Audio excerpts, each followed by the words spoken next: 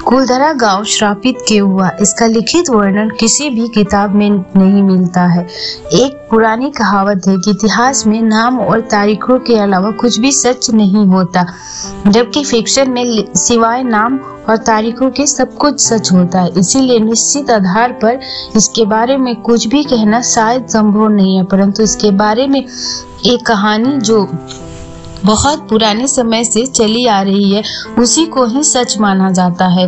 19वीं शताब्दी में इस गांव का और इसके आसपास के इलाकों का कामकाज यहाँ के मुख्य शासक सलीम सिंह के हाथ में था।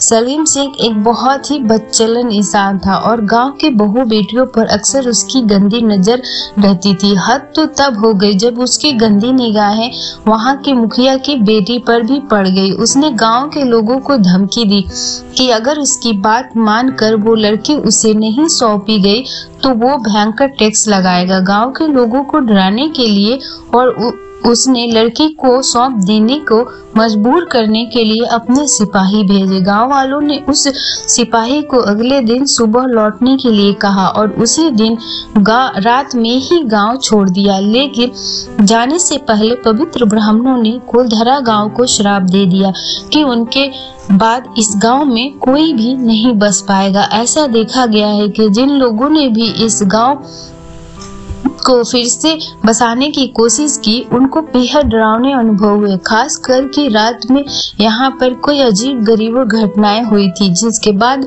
लोगों ने यहाँ शाम के बाद आना ही छोड़ दिया।